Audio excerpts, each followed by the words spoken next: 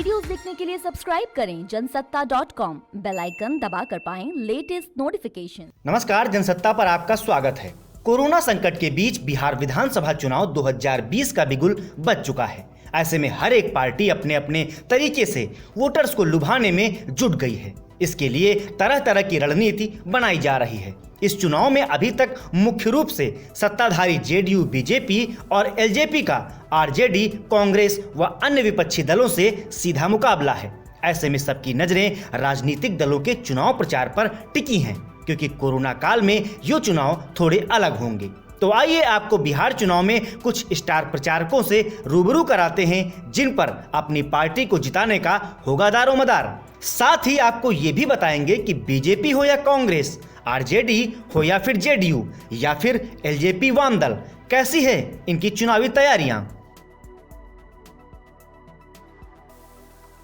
बिहार विधानसभा चुनाव के मद्देनजर मुख्यमंत्री नीतीश कुमार के सामने सत्ता में वापसी करने की बड़ी चुनौती है। हालांकि उन्होंने चुनावी नैया को पार लगाने के लिए पार्टी के पंचरत्नों को इसकी जिम्मेदारी सौंप दी है। अपने पंचरत्नों पर नीतीश कुमार को इस कदर भरोसा है कि जो भी बड़ी रणनीति बनती है उसमें इनकी बेहद अहम भूमिका होती है। इन 5 नेताओं से इतर एक नाम है जो नीतीश कुमार के लिए बेहद खास माने जाते हैं। वो हैं वशिष्ठ नारायण सिंह।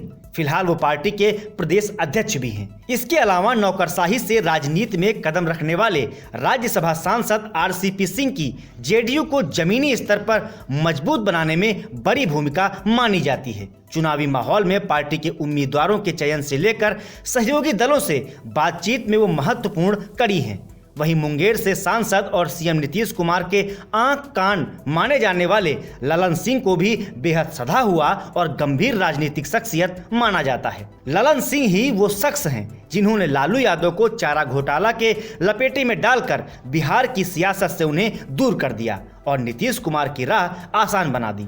चुनावी माहौल में नेताओं के जोड़ तोड़ से लेकर सीट बंटवारे पर सहयोगियों से वार्ता में इनकी बेहद अहम भूमिका मानी जाती है। वहीं बिहार विधानसभा अध्यक्ष विजय चौधरी पर्दे के पीछे रहकर नीतीश के लिए चुनावी रणनीति बनाने में जुटे हैं। मांझी को जेडीयू में शामिल कराने से लेकर उम्मीदवार चयन में उनकी खास भूमिका मानी जाती है। साथ ही पूर्व कांग्रेस अध्यक्ष अशोक चौधरी, जो कि दलित समुदाय से आते हैं, वो अपने व्यक्तित्व और सांगठनिक क्षमता की वजह से फिलहाल नीतीश कुमार के बेहद खास बने हुए हैं। इसके अलावा संजय झा भी नीतीश कुमार के बेहद करीबी माने जाते हैं। दिल्ली की सियासत में मजबूत पकड़ रखने वाले संजय झा ने ही जेडीयू को महागठबंधन से अलग कराकर दोबारा बीजेपी के साथ होने में महत्वपूर्ण भूमिका निभाई थी। इसके अलावा केसी त्यागी जैसे दिग्गज नेता भी जेडीयू को मजबूती देंगे। हालांकि ये तो आने वाला वक्त ही बताएगा कि जेडीयू की सत्ता में वापसी होती है या फिर नहीं। अब बात करते हैं बीजेपी की। बिहार विधानसभा चुनावों में जीत के लिए बीजेपी ने राज्य की सभी 243 विधानसभा सीटों के सभी बूथों पर सप्तऋषि मंडल तैयार किया है, ताकि पार्टी हर एक बूथ पर अपनी मजबूत पकड़ स्थापित कर सके। लोकसभा चुनाव 2019 में सप्तऋषि मंडल के सफल प्रयोग के बाद अब पार्टी इसे हर चुनाव में भुना रही है। बूथ स्तरीय 7 लोगों की इस सप्तऋषि मंडल में दलित, आदिवासी और पिछड़े वर्ग के एक प्रतिनिधि को शामिल करने पर जोर दिया गया है। इस समिति में युवा और महिलाओं को भी स्थान मिला है। पार्टी ने हर बूथ पर एक व्हाट्सएप ग्रुप बनाया है। सप्तऋषि मंडल के लोग फेसबुक और यूट्यूब चैनलों पर भी पार्टी की बातें, केंद्र सरकार की योजनाओं की जानकारी आमजनों तक पहुंचाते हैं। इधर बीजेपी एक बार फिर से प्रधानमंत्री नरेंद्र मोदी के भरोसे हो चली है। पार्टी के वही स्टार प्रचारक हैं मोदी इस बाबत बिहार में 30 चुनावी रैलियां भी करेंगे। हालांकि इसकी शुरुआत उन्होंने चुनाव की तारीखों का ऐलान होने से पहले ही कर दिया था। 2015 के चुनाव में भी पीएम मोदी ही बीजेपी के स्टार प्रचारक थे। इसके अलावा यूपी के सीएम योगी आदित्यनाथ, बिहार के deputy CM Sushil Modi, Devendra Fadnavis, Amit Shah, Rajnath Singh, Smriti Irani, JP Nadda समेत कई और दिग्गज बीजेपी नेता भाजपा की चुनाव प्रचार कमान संभालेंगे। वहीं 2015 में हुए विधानसभा चुनावों में स्टार प्रचारक रहे लालू यादव इस समय अपना इलाज करा रहे हैं और इसकी उम्मीद कम ही है कि वे चुनावी राजनीति में कोई सक्रिय भूमिका निभा सकेंगे। 2015 में आरजेडी ने 80 और जेडीयू ने 71 सीटें लाकर धूम मचा दी थी। उस दौरान लालू यादव की बेहद अहम भूमिका थी। तब बीजेपी को महज 53 सीटों पर संतोष करना पड़ा था। 10 साल बाद नीतीश कुमार बीजेपी के बिना सरकार बनाकर मुख्यमंत्री बने, मगर यह गठबंधन 2 साल बाद ही बिखर गया, यानी कि आरजेडी और जेडीयू के रिश्तों में दरार आ गई। लोकसभा चुनाव 2019 आते आते बिहार में गठबंधन का रूप एकदम बदल गया। बीजेपी ने धमाकेदार वापसी की, साथ ही दोबारा एनडीए में शामिल जेडीयू को भी लोकसभा में अपनी सीटें बढ़ाने में जबरदस्त कामयाबी मिली। हालत यह हो गई कि बिहार के 40 संसदीय सीटों में से लालू यादव के महागठबंधन को महज 1 सीट पर संतोष करना पड़ा। यह सीट भी कांग्रेस को मिली और आरजेडी लोकसभा में 0 पर आउट हो गई। लेकिन इस बार आरजेडी तेजस्वी यादव की अगुवाई में बिना लालू के विधानसभा चुनाव में उतरने जा रही है। तेजस्वी के अलावा उनके भाई तेज प्रताप यादव भी उनका बखूबी साथ दे रहे हैं। उधर आरजेडी की अगुवाई में सीपीआई का महागठबंधन में शामिल होना भी अब लगभग निश्चित हो चला है। ये वही पार्टी है जिसके स्टूडेंट विंग से जुड़े रहे कन्हैया कुमार जेएनयू के अध्यक्ष बने और बाद में पार्टी के टिकट पर लोकसभा का चुनाव भी लड़ा था।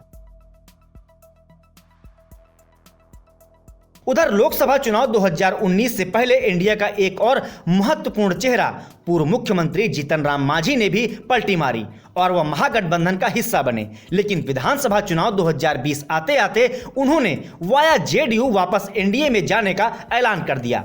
इधर एनडीए से अलग हुए एक और दल उपेंद्र कुशवाहा मंत्री पद से इस्तीफा देकर आम चुनाव से पहले अपनी राष्ट्रीय लोक समता पार्टी को महागठबंधन में लेकर चले गए। लेकिन उनकी किस्मत वहां भी रूठी रही, वह खुद भी हारे और उनके सभी उम्मीदवार भी हार गए। लेकिन इस समय खबर है कि कुशवाहा की बात बीजेपी से चल रही है और कुशवाहा के द्वारा किसी भी समय एनडीए में शामिल होने का ऐलान हो सकता है। ऐसे में महागठबंधन को बिहार विधानसभा चुनाव से पहले एक और तगड़ा झटका लग सकता है।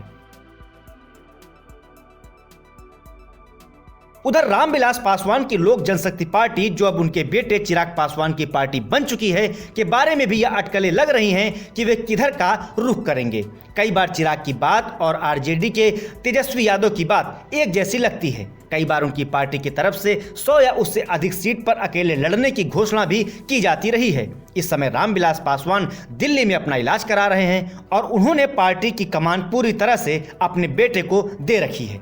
ऐसे में कई युवा नेता चिराग को मुख्यमंत्री के रूप में भी पेश करने में लगे हैं। हालांकि राजनीतिक प्रेक्षक यह बात मानते हैं कि यह नीतीश कुमार पर सिर्फ एक दबाव बनाने का तरीका है और सीट बंटवारे के बाद सब कुछ ठीक हो जाएगा। दूसरी तरफ कांग्रेस और आरजेडी के लिए एक अलग सिरदर्द बिहार चुनाव में असदुद्दीन ओवैसी की पार्टी के व्यापक पैमाने पर चुनाव लड़ने की घोषणा को भी माना जा रहा है। ओवैसी ने देवेंद्र यादव के साथ चुनावी गठबंधन किया है और ऐसे में जिस जगह 500 से 1000 में जीत हार का फैसला होगा, वहां ऐसा माना जा रहा है कि यह गठबंधन महागठबंधन के ही वोट काटेगा। यह चुनाव राजनीतिक पार्टियों के साथ साथ वोटर्स के लिए भी एक चुनौती माना जा रहा है। एक ओर बाढ़ से मची तबाही है तो दूसरी ओर कोरोना के बाद बिहार में प्रभावित आबादी का प्रदेश में लौटना भी एक गंभीर समस्या बनी हुई है। और आखिर में आपको बता दें कि बिहार में होने वाले विधानसभा चुनाव के लिए महागठबंधन ने पूरी तैयारी कर ली है। महागठबंधन में आरजेडी के साथ कांग्रेस भी शामिल है। वहीं अब तक महागठबंधन ने तेजस्वी यादव को सीएम का फेस नहीं घोषित किया है, जबकि आरजेडी की तरफ से तेजस्वी सीएम का चेहरा घोषित कर दिए गए हैं, जिसके विरोध में जीतन राम मांझी ने महागठबंधन से किनारा कर लिया। वहीं माना जा रहा है कि इस बार विधानसभा चुनाव में राहुल गांधी कांग्रेस के स्टार प्रचारक होंगे, जबकि तेजस्वी आरजेडी की तरफ से कमान संभालेंगे। इस बीच खबर है कि कांग्रेस 100 से ज्यादा सीटों पर दावा कर रही है, जबकि आरजेडी उसे कम सीटें देना चाहती है। वहीं महागठबंधन में रालोसपा और वीवीआईपी भी शामिल हैं। इसके अलावा वाम दल भी महागठबंधन में शामिल हैं। फिलहाल इस रिपोर्ट में हमने आपको बिहार के चुनावी गणित से रूबरू कराया। इसी तरह की बिहार चुनाव से जुड़ी हर खबर के लिए आप बने रहिए जनसत्ता के साथ। नमस्कार।